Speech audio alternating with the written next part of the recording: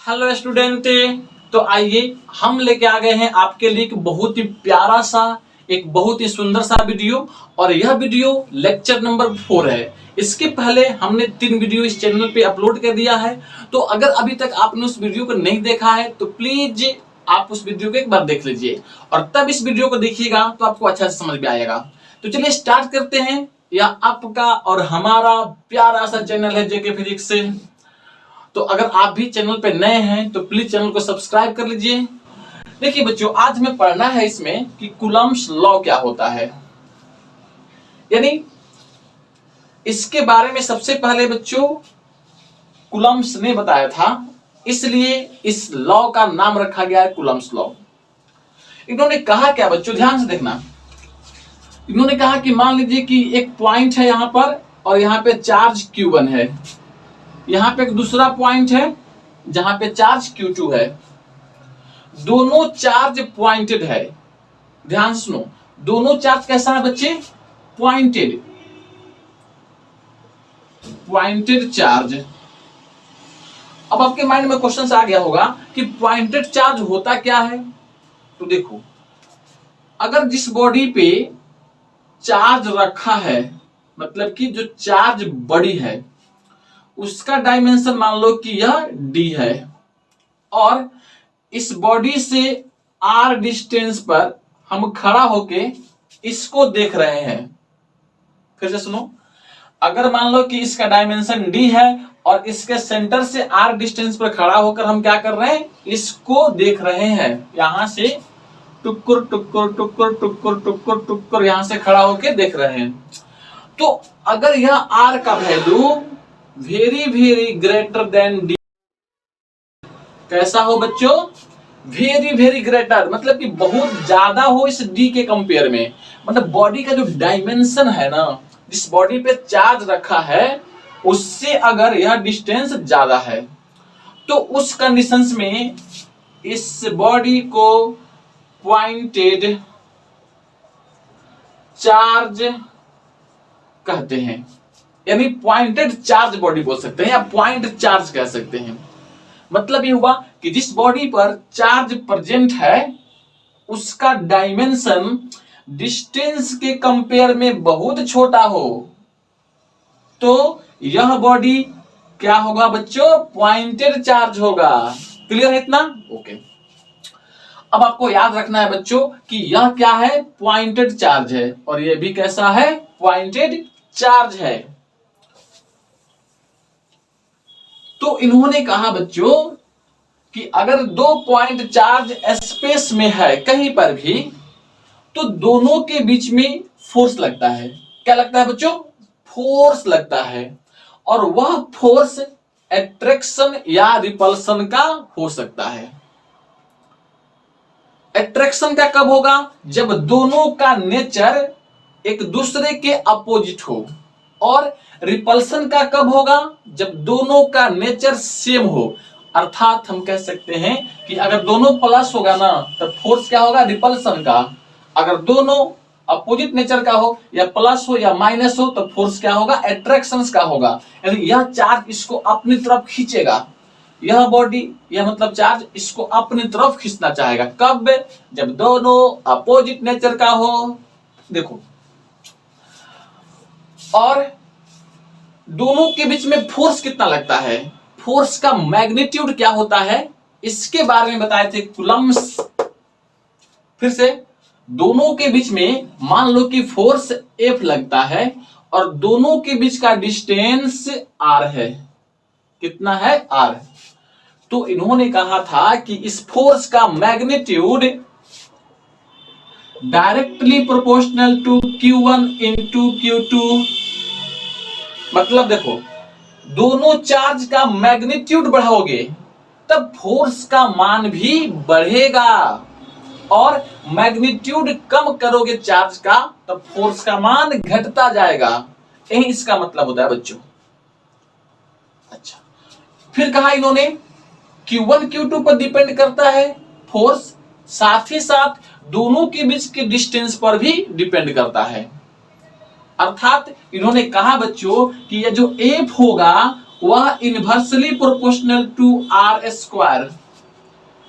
देखो क्या कर रहे हैं, अगर आर का मान बढ़ेगा तो फोर्स का मान घटता जाएगा। अगर दोनों चार्ज को ऐसे दूर कर दें तो फोर्स का मान घटने लगेगा। अगर दोनों चार्ज को नजदीक ला दें तो फोर्स का मान बढ़ने लगेगा, मतलब बढ़ जाएगा। यही कहता है बच्चों यह, मतलब कि डिस्टेंस, दोनों चार्ज के बीच का जो डिस्टेंस होता है ना, उसके स्क्वायर के इनवर्सली प्रोपोर्शनल होता है। इसको इक्वेशन 1 कह दीजिए, इसको इक्वेशन 2 कह दीजिए, और दोनों को कंबाइंड कर दीजिए, ठीक है। तो कंबाइनिंग इक्वेशन 1 एंड 2 कंबाइन करोगे तो F directly proportional Q1 Q2 अब बट्टे में आर स्क्वायर। देखो ध्यान से, हमने दोनों को कंबाइन कर दिया तो F directly proportional to Q1 Q2 अब बट्टे में आर स्क्वायर। अब सुनो, यह क्या है बच्चों, यह प्रोपोर्शनल का साइन है, तो इस प्रोपोर्शनल साइन को हम हटाते हैं तो एफ इक्वल टू के Q1 Q2 अब बट्टे में आर स्क्वायर होता है, जहां के क्या है बच्चों, इसको बोलते हैं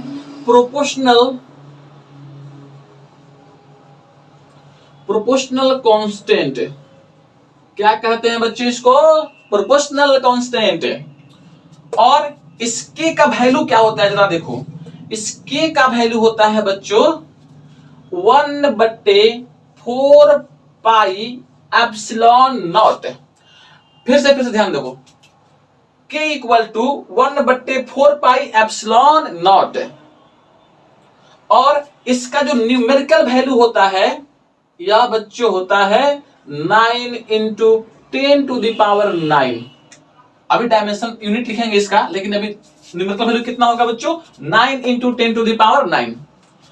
यूनिट देखें ना तो हो जाता है न्यूटन मीटर स्क्वायर बट्टे कूलम स्क्वायर। या अब आपके माइंड में क्वेश्चन आ गया होगा कि सर यह क्या है, यह किस जानवर का नाम है एप्सिलॉन नॉट। देखो यहां पे इसको पढ़ते हैं एप्सिलॉन नॉट। क्या बोलते हैं बच्चों, एप्सिलॉन नॉट। यह क्या है बच्चों, इसको बोलते हैं इलेक्ट्रिकल परमिटिविटी ऑफ वैक्यूम और फ्री स्पेस। इलेक्ट्रिक भी बोल देते हैं, इलेक्ट्रिक परमिटिविटी ऑफ वैक्यूम और फ्री स्पेस। देखो क्या बोलते हैं इसको, इलेक्ट्रिकल या इलेक्ट्रिक परमिटिविटी ऑफ वैक्यूम और फ्री स्पेस। इसका बच्चों एक वैल्यू होता है जिसको आपको याद करना है, और वैल्यू कितना होता है, तो epsilon naught equal to 8.854 into 10⁻⁻12। इसका यूनिट क्या हो जाएगा बच्चों, तो यहां से हो जाएगा कूलम्ब का स्क्वायर अब बट्टा न्यूटन मीटर स्क्वायर। यह होता है एप्सिलॉन नॉट का वैल्यू, जिसे आपको याद रखना पड़ेगा हर टाइम। और यह वैल्यू किसके लिए है बच्चों, फ्री स्पेस के लिए। ध्यान रखना, फ्री स्पेस या वैक्यूम के लिए, किसी मीडियम के लिए नहीं है, ध्यान रखिएगा। क्लियर है इतना, ओके। तो इस प्रकार से यहां पे आपको एक फॉर्मूला मिल जाएगा, इसलिए F equal to 1/4 pi epsilon naught, इसके के जगह पे हमने पुट कर दिया इतना, और यहां से हो जाएगा बच्चों Q1 Q2 अब बट्टे में r square. This is very beautiful formula, और यह होता है बच्चों इलेक्ट्रोस्टैटिक फोर्स का वैल्यू। क्या होता है, this is called electrostatic force.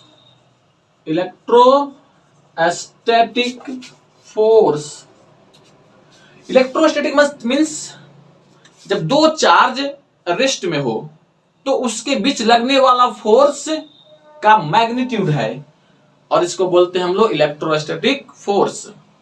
Clear है, ओके। तो आपने क्या समझा, आपने समझा बच्चों कि स्पेस में कहीं पर भी दो छोटे छोटे चार्ज हो, छोटे छोटे मतलब पॉइंट चार्ज हो, तो उसके बीच में एक फोर्स लगता है और उस फोर्स का magnitude 1/4 pi epsilon not Q1 Q2/r² होता है, where r is distance between both charge, r equal to distance between both charge. Clear है इतना?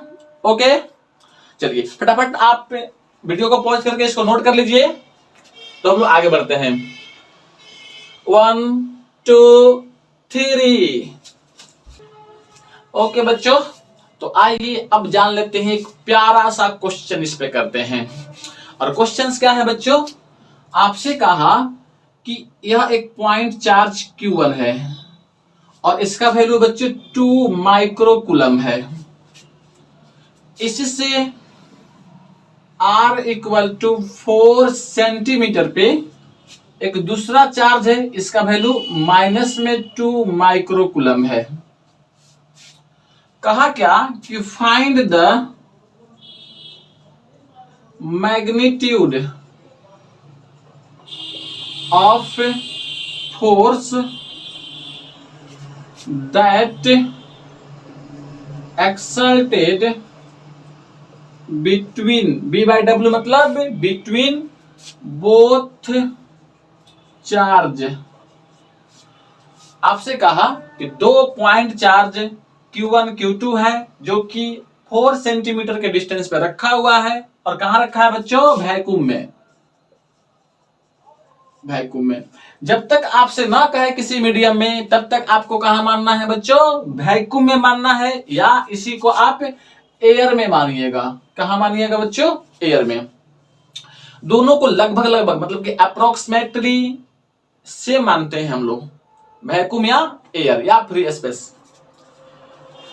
फोर्स का मैग्नीट्यूड निकालना है।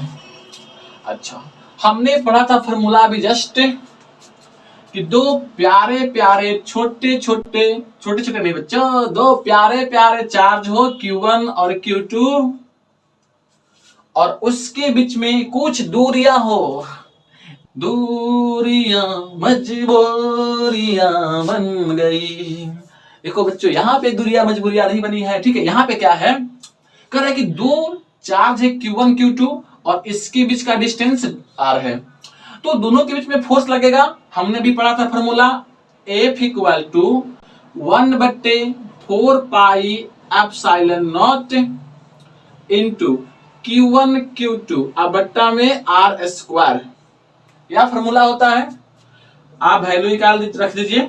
इस पूरे का वैल्यू बच्चों देखो 1/4 pi epsilon naught equal to कितना? 9 इंटू 10⁻⁹। कुछ बच्चे गलती क्या करते हैं इसमें, उनको समझ में आता है कि 4 पाई एप्सिलॉन नॉट का वैल्यू क्या है, इतना है, इसको उलट करके यहां पर रख देते हैं। That is very very dangerous. क्या करना है आपको? पूरे का वैल्यू इतना पुट करना है। पुट कर लो, तो F equal to 9 into 10⁻⁹ into Q1 Q2। अब देखो Q1 माइक्रोकूलम में है, Q2 भी माइक्रोकूलम में, और microcoulomb is not SI unit, मतलब कि माइक्रोकूलम हमारा SI यूनिट नहीं है। तो हम क्या करेंगे बच्चों? सबसे पहले हमारा काम है Q1 को चेंज करना कूलम में। आप सबको याद है 1, देखो यहां पे देते हैं 1 माइक्रोकूलम इक्वल टू 10⁻⁻6 कूलम। अब Q1 का मान कितना हो जाएगा? माइक्रो के जगह पे इतना पुट करेंगे तो 2 इंटू 10⁻⁻6 कूलम। ऐसे ही Q2 का वैल्यू चला आएगा -2 इंटू 10⁻⁻6 कूलम।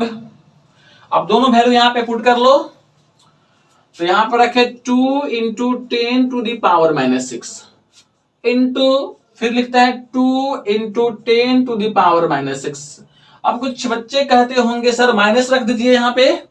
नहीं नहीं, हम क्या निकाल रहे हैं? देखो फोर्स का मैग्नीट्यूड निकाल रहे हैं। क्या निकाल रहे हैं बच्चों? फोर्स का मैग्नीट्यूड। और मैग्नीट्यूड जो होता है बच्चों ओनली पॉजिटिव नंबर होता है, इसलिए आपको माइनस नहीं रखना है, आपको क्या लेना है? प्लस लेना है। बच्चे R², R मतलब देखो यहाँ पे 4 सेंटीमीटर, तो आर का वैल्यू बच्चों यहाँ से 4 सेंटीमीटर है। Centimetre is not SI unit. SI unit क्या होता है बच्चों? मीटर होता है। तो आप याद रखिएगा 1 centimetre equal to 10 to the power -2 metre. Data याद रखना होगा आपको। तो वैल्यू पुट करेंगे यहाँ पे, तो यहाँ से r equal to 4 into 10 to the power -2 metre put कर लिए यहाँ पे। तो 4 इंटू 10 टू द पावर -2 का स्क्वायर। अब कर लो इसको सॉल्व। देखो तो क्या कुछ कटने वाला है? कटेगा। यहाँ पे 4 है या 2 इंटू 2, लेकिन ये 4 इंटू 4 ध्यान रखना। तो इसका एक 4 तो कट जाएगा, दोनों से एक 4 बच जाएगा। मतलब कि इसको हम तो काट रहे हैं इससे, लेकिन यहाँ पे क्या देते हैं बच्चों? 4 दे दिए। तो यहाँ पे बचेगा 9 इंटू 9 -6 -12 हो गया। तो कितना बचेगा? 10 टू द पावर -3 बट्टे में 4 बच्चा into 10 to the power minus में 4। अब इसको आप सोल्व कर लो। ये वाला 4 है यहाँ पे, ऐसे आएगा। तो ये हो जाएगा 9/4 इंटू 10 टू द पावर, ये चल जाएगा तो प्लस में 4 यानी 10 बचेगा। ठीक है, देख लो ध्यान से। तो यहां से f का वैल्यू निकल जाएगा बच्चों। यह हो जाएगा, ये कट जाएगा 2 से, ये कट जाएगा 5 से, 9 बचे 45, 45/2 10 22.5 न्यूटन, 22.5 न्यूटन। और this is your answer, this is your beautiful answer. Beautiful कहिएगा सर आपको तो सब ब्यूटीफुल दिखता है। नहीं बच्चों, ब्यूटीफुल तो है वास्तव में, क्योंकि हम पढ़ रहे हैं ना, और पढ़ाई हमेशा ब्यूटीफुल होता है। क्लियर इतना? ओके, तो आप फटाफट इसको नोट कर लीजिए और हम बोर्ड को करते हैं इरेज। ओके बच्चों, तो चलिए अब देख लेते हैं हम लोग कि इस फोर्स के बारे में कुछ इंपॉर्टेंट चीजें जो कि एग्जाम पर्पस से बहुत इंपॉर्टेंट है। इसको बोलते हैं बच्चों some important things about force. Force मतलब इस फोर्स की बात कर रहे हैं। अच्छा बच्चों, हमने यहां पे लिखा है 0 to हीरो। देखो इस लेक्चर में क्या है ना, हम लोग बिल्कुल बेसिक लेवल से चल रहे हैं। बेसिक को क्लियर करेंगे और तब इसको लेके चलेंगे बिल्कुल कंपटीशन लेवल तक। तो इसलिए क्या करना है बच्चों, आपको धैर्य बनाए रखना है। देखिए कह रहा है कि सम इंपोर्टेंट थिंग्स अबाउट फोर्स। यह फोर्स जो लग रहा था बच्चों, यहां पे चार्ज Q1 था और यहां पे चार्ज Q2। दोनों चार्ज बच्चों रेस्ट में है। कैसा है? रेस्ट में। यह भी क्या है बच्चों? रेस्ट में। देखिए, तो अगर यहां पे दोनों चार्ज रेस्ट में है और दोनों के बीच में फोर्स लगता है, तो इस फोर्स को हम एक और नाम से जानते हैं। इसको बोलते हैं बच्चों इलेक्ट्रोस्टैटिक फोर्स। क्या बोलते हैं इसको? Electrostatic force. बच्चों इसी फोर्स को हम बोलते हैं कंजर्वेटिव फोर्स। Conservative force. अच्छा, आपने 11th क्लास में पढ़ा था कि व्हाट इज कंजर्वेटिव फोर्स? आपको याद है? भूली बिसरी। आप तो कहते होंगे सर कि हम तो भूल गए, 11th क्लास वाली बातें भूल गए। बच्चों भूल गए तो याद कर लो। देखो, और याद है तो अच्छी बात है। कंजर्वेटिव फोर्स का मतलब क्या होता है बच्चों? कि वह फोर्स जिसके द्वारा एक साइकिल में या एक की कंप्लीट साइकिल में किया गया वर्क डन 0 हो जाए, तो उस फोर्स को कंजर्वेटिव फोर्स कहते हैं। यहां पे हम छोटा सा लिख देते हैं, a force by which work done become 0 in one cycle.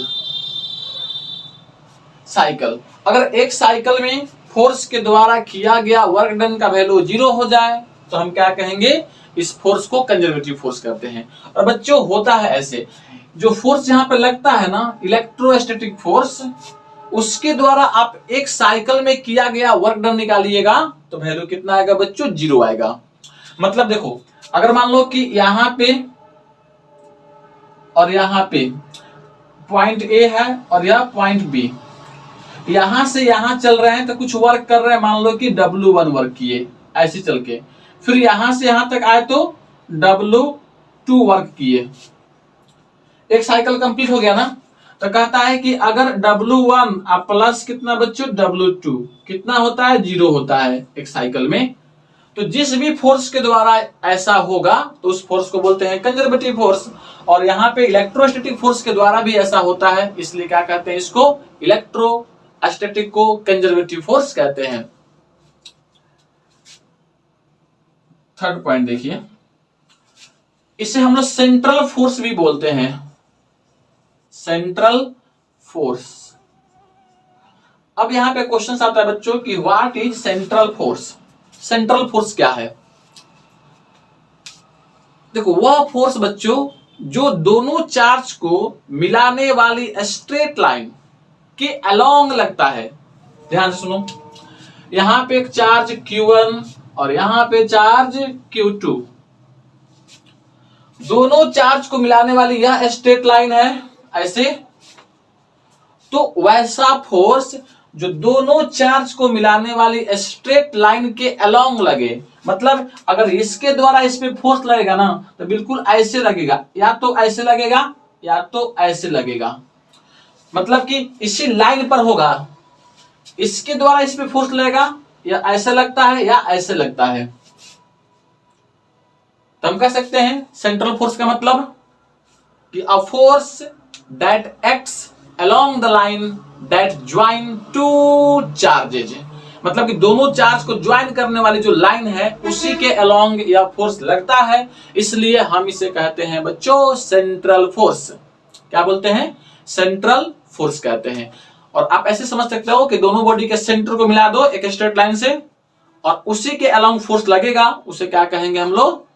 Central force कहेंगे। कभी भी फोर्स ऐसे नहीं लग सकता है, ऐसे लगेगा तो गलत कहेगा, अगर ऐसे लग गया तो बच्चों यह भी गलत होगा।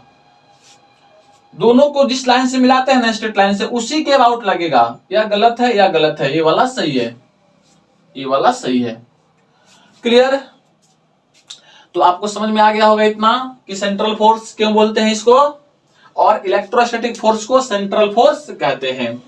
ओके बच्चों, तो हम इस वीडियो को यहीं पे स्टॉप कर रहे हैं और इसके अगले वाले पार्ट्स में हम देखेंगे कि इलेक्ट्रिकल परमिटिविटी क्या होता है और उसके कौन कौन से यूनिट होते हैं, उसका डायमेंशनल फॉर्मूला कैसे निकालते हैं, और सारी बातें हम अगले वीडियो में डिस्कस करेंगे क्योंकि वीडियो बड़ा हो जा रहा है। ठीक है, तो चलिए फिर मिलते हैं अगले वीडियो में। जय हिंद, जय भारत।